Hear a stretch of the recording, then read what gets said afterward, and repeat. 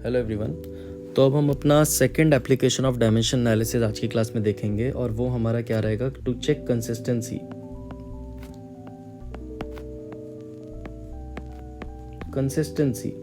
Of equation of any equation. अब देखिए, ये जो कंसिस्टेंसी ऑफ एनी इक्वेशन वाला कंसेप्ट है, ये हमारे लिए वैसे बहुत सिंपल रहता है, मतलब इसमें समझने के लिए ज़्यादा कुछ नहीं है, बट इसके क्वेश्चंस जो होते हैं वो बहुत अच्छे तरीके के बनते हैं। तो आप इसे ऐसे समझिए, कंसिस्टेंसी का मतलब क्या होता है कि अगर कोई भी इक्वेशन आपने डिराइव करी है तो ऑब्वियसली वो डायमेंशनली करेक्ट होनी चाहिए। इसको हम ऐसे भी समझेंगे कि जो इक्वेशंस डायमेंशनली करेक्ट होती हैं, हो सकता है वो करेक्ट ना हो, बट जो इक्वेशन करेक्ट आपने बोल दी, दैट मीन्स वो नॉर्मली आप कह रहे हैं कि वो इक्वेशन हर एक उसको कंडीशन को फॉलो करेगी, तो ऑब्वियसली वो डायमेंशनली करेक्ट होनी चाहिए। अभी आपको समझ आ जाएगा। अभी बहुत सिंपल तरीके से हम इसे समझते हैं।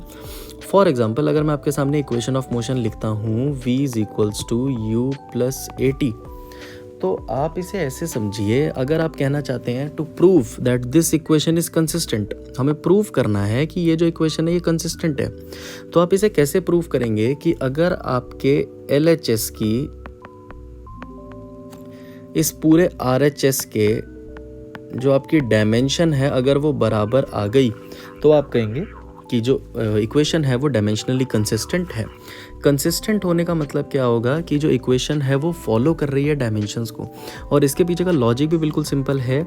देखिए, आप अल्टीमेटली कहना क्या चाह रहे हैं? आप कह रहे हैं u + at मिलकर आपको किसकी वैल्यू दे देता है? v की। तो ऑब्वियसली अगर v और ये पूरी वैल्यू आपस में बराबर हैं, तो इनकी डायमेंशंस भी आपस में क्या होनी चाहिए? बराबर होनी चाहिए। और अगर आप उसे प्रूव कर देंगे तो इसका मतलब आपने जो इक्वेशन डिराइव करी है वो 100% क्या आएगी? सही आएगी। इस लॉजिक को आप ऐसे समझिए कि मैं 1 kg को 1000 ग्राम के बराबर लिख सकता हूँ। मैं 1 kg को 1 kg के बराबर लिख सकता हूँ। मैं कभी भी किसी भी तरीके से 1 kg को 10 सेंटीमीटर के बराबर नहीं लिख सकता, या मैं मास को लेंथ के बराबर कर सकता हूँ क्या? कभी भी नहीं। इसीलिए हम कह रहे हैं अगर ये v इस पूरे के सम के बराबर आ रहा है, दैट मीन्स ये दोनों जो हैं ये डायमेंशनली क्या होंगे? सेम होंगे, सेम क्वांटिटी बनेगी। अब उसको प्रूव करने के लिए आप क्या करते हैं? आप LHS की डायमेंशन लिखते हैं। जैसे मान लीजिए LHS में v है, LHS की हम डायमेंशन लिखेंगे तो LHS की डायमेंशन क्या हो जाएगी? वेलोसिटी। वेलोसिटी की डायमेंशन क्या होती है? LT - 1। ये आपको मिल गई LHS की डायमेंशन। जब हम बात करेंगे किसकी? आपके RHS की। तो RHS में आपको क्या याद रखना है? ये u है + at। अब यहाँ पर एक रूल्स आपको कुछ समझने पड़ेंगे। देखिए, u जो है वो है LT - 1 प्लस a जो है वो होता है LT - 2, और उसमें मल्टीप्लाई आपको क्या करना है? Time, right. तो अब जब आप इसे करेंगे मल्टीप्लाई, तो ये t जो है ये अपॉन में जाके एक t को यहाँ पे क्या कर देगा? कैंसिल कर देगा। तो बचेगा क्या? LT - 1, और प्लस में क्या हो रहा है? LT - 1। अब यहाँ पर एक गलती आपको कभी भी नहीं करनी है, ये बहुत इंपॉर्टेंट चीज़ है, इसको ध्यान से समझिएगा। आप LT - 1 प्लस LT - 1 को 2 टाइम्स ऑफ LT - 1 नहीं लिखेंगे। क्यों? इसे ध्यान से समझिए, ये डायमेंशन है, ये कॉन्स्टेंट्स नहीं है, ये डायमेंशंस हैं। जैसे आप a + a को 2a लिखते हैं, वैसे ही आप l + l को 2l नहीं लिखेंगे।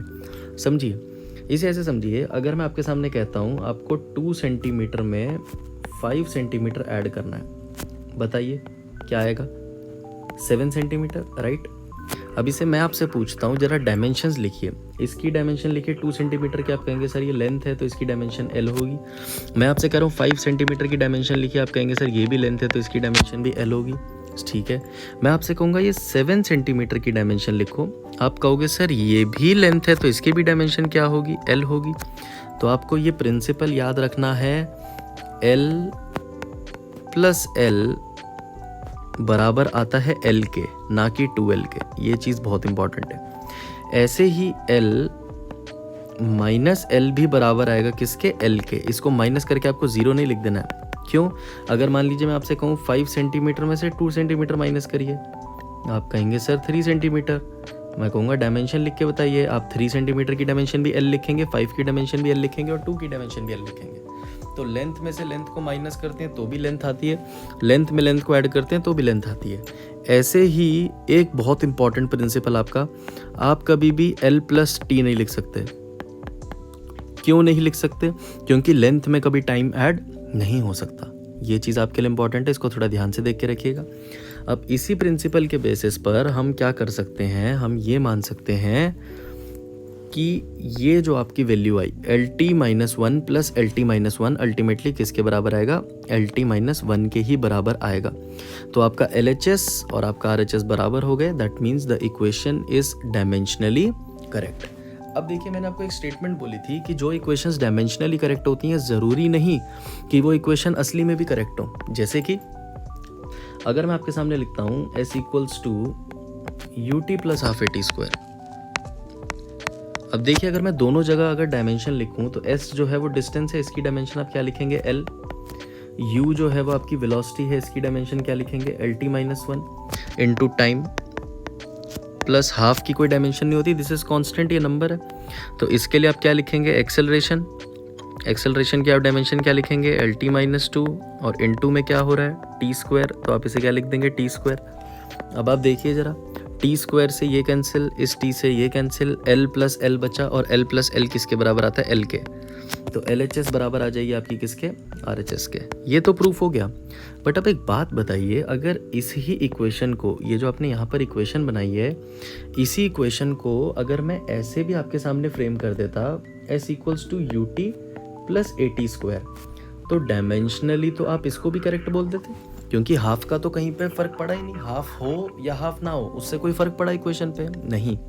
तो आपको ये याद रखना है कि हो सकता है कि कोई इक्वेशन डायमेंशनली करेक्ट प्रूफ हो रही है, बट वो एक्चुअल में करेक्ट है या नहीं, ये हमें डायमेंशंस के थ्रू नहीं पता चलता। क्योंकि डायमेंशंस में जो कॉन्स्टेंट्स होते हैं, जैसे ये हाफ कॉन्स्टेंट है, एंगल कॉन्स्टेंट होते हैं, और भी बहुत ऐसे कॉन्स्टेंट्स होते हैं, उनकी डायमेंशन को कंसीडर नहीं करा जाता। मतलब उनका होना या ना होना एक बराबर है। तो इस तरीके से आप डायमेंशंस के इक्वेशंस की कंसिस्टेंसी को चेक करते हैं।